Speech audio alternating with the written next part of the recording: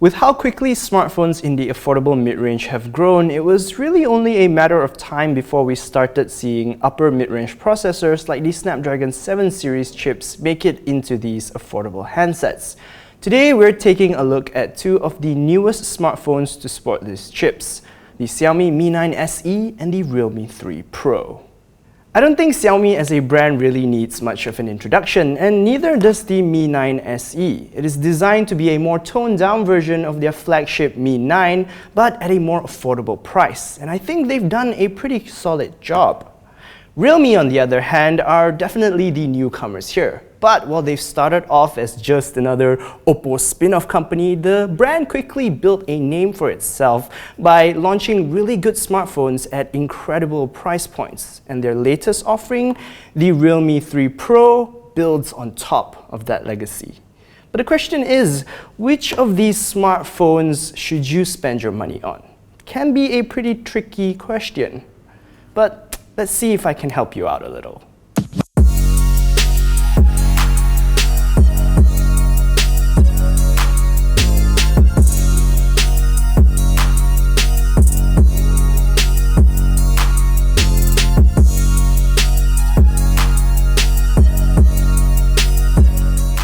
Let's start with a look at the phones themselves. Right off the bat, you'll notice that the Realme 3 Pro is a much bigger smartphone. That's because it sports a 6.3-inch LCD display with a dewdrop notch, while the Mi 9 SE rocks a 5.97-inch AMOLED panel. That said, both do push Full HD Plus resolutions, but the fact that the Mi 9 SE has an AMOLED screen does mean that it'll have better contrast and deeper blacks. It is also worth noting that both Xiaomi and Realme have protected their displays with Corning's Gorilla Glass 5, which is a nice touch. However, despite the larger screen, I don't think that the Realme 3 Pro is significantly more difficult to handle than the Mi 9 SE. This is thanks to its nicely curved back, which helps it fit comfortably in your hand. But I have to say that I prefer the Mi 9 SE's body. I love the size and the way it feels in my hand, plus I like that it also feels like a more expensive smartphone. Of course, this is highly subjective, so I'd recommend you feel them out yourself if you get the chance. Next, let's go over the spec sheet. Both the Mi 9 SE and the Realme 3 Pro come with Snapdragon 7 series processors, however, the one on the Mi 9 SE is slightly more capable. Xiaomi's device packs a Qualcomm Snapdragon 712 processor, while the Realme 3 Pro features a Snapdragon 710 chip. Now, these processors are pretty similar in nature. They've got the same Andreno 512 GPU and are also built with Cryo 360 cores. However, the Snapdragon 712 is clocked slightly higher at 2.3 GHz. Comparisons put the Snapdragon 712 at about 10% better than the Snapdragon 710, both at CPU and GPU performance. That being said, I speak from experience when I say that it's often hard to notice a 10% bump in performance when it comes to your daily tasks, so you should take your smartphone workload into consideration.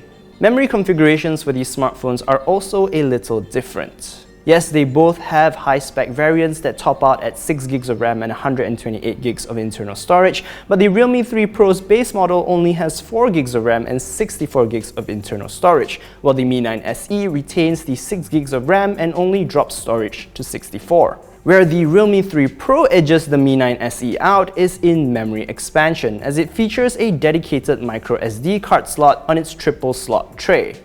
The Mi 9 SE, however, doesn't feature any form of memory expansion, which is kind of a bummer. Another point against the Mi 9 is the fact that it has a much smaller battery than the Realme 3 Pro.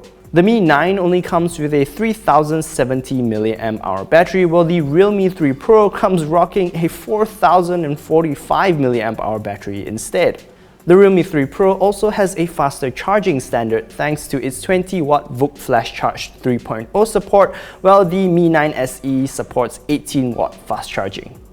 The only upside here for the Mi 9 SE is that it charges via USB-C, while the Realme 3 Pro stubbornly sticks to micro USB. While both of these phones have been trading blows so far, there is one aspect where the difference really sets in: the camera. You can tell that Xiaomi wanted the Mi 9 SE to be a solid smartphone camera because they've given it all the bells and whistles. It has the 48-megapixel Sony IMX586 sensor as its main camera with an f1.75 aperture lens. It also has an 8-megapixel telephoto camera with an f2.4 aperture lens and a third 13-megapixel ultra-wide camera with an f2.4 aperture lens. This wide, ultra-wide and telephoto combo is what you'd find on high-end flagships, not a mid-ranger. On the other hand, the Realme 3 Pro features a 16-megapixel Sony IMX519 camera with an f1.7 aperture lens that's supported by a 5-megapixel depth sensor. So, if you were expecting a huge difference in image quality, I was too, but preliminary testing seems to yield a different result. If we were to focus on the main camera in daylight, there really doesn't seem to be a huge difference in quality. That said, when you punch in, I think the Mi 9 SE retains a little more detail than the Realme 3 Pro. Even in low light, the difference isn't very big. Both do a decent job at noise control and color reproduction, which is solid for a phone at this price point. That said, when you switch on each phone's night mode, I think the Mi 9 SE produces a better image, although not by a huge margin. Both phones do take a different approach when it comes to portrait mode photos. Xiaomi's Mi 9 SE uses the telephoto camera, which I think takes a much more pleasing composition. The Mi 9 SE also allows you to change the strength of the bokeh in post, but I would stay away from maximum bokeh because it looks really unnatural. Besides that, the Mi 9 SE also edges the Realme 3 Pro out when it comes to camera versatility. With the additional ultra-wide and telephoto lenses, you've got more options when it comes to focal lengths and a higher quality zoom in good lighting conditions. For selfies, both phones sport single camera setups, with the Realme 3 Pro sporting the higher resolution 25-megapixel shooter, while the Mi 9 SE settles for a 20-megapixel shooter. However, image quality doesn't seem to differ by much to my eyes. Finally, let's look at the other miscellaneous features that make up a desirable smartphone. Both the Mi 9 SE and the Realme 3 Pro feature fingerprint scanners, though their implementation is a little different. The Realme 3 Pro opts for a basic rear-mounted scanner, which is in a very comfortable spot, while the Mi 9 SE features an in-display scanner instead. They're both pretty quick, but I can't really say which is more secure. Both handsets also come running Android 9 Pie out of the box, but each has its own skin on top. The Mi 9 SE obviously uses MIUI 10, while the Realme 3 Pro opts for ColorOS 6, which is similar to what you'd find on an Oppo smartphone. In my experience, both skins are pretty comparable and they offer slightly different Android experiences. ColorOS has come a long way, and I'd say it's every bit as fluid and as frugal as MIUI, so I feel like this comes down to a matter of preference. It is worth noting that on ColorOS 6, you have the ability to enable an app drawer in the settings, which isn't something you can do on MIUI. Besides that, neither have stereo speakers, water resistance, or wireless charging, but the Mi 9 SE does have an IR blaster so that you can use it as a remote control to control your home appliances.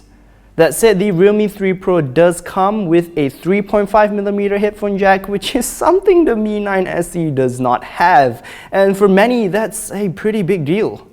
At the end of the day, I think the most important difference between these two phones has to be the price tag. The Mi 9 SE is priced at 1,299 ringgit for the base model with 6GB of RAM and 64GB of internal storage. Meanwhile, if you want to double your storage to 128GB, you'll have to pony up 1,499 ringgit instead. On the other hand, the Realme 3 Pro has prices starting at a staggering 899 ringgit for the base model with 4GB of RAM and 64GB of internal storage.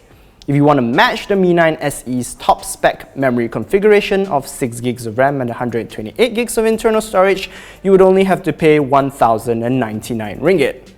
That's a pretty big difference in price for two phones that have been trading blows this entire comparison.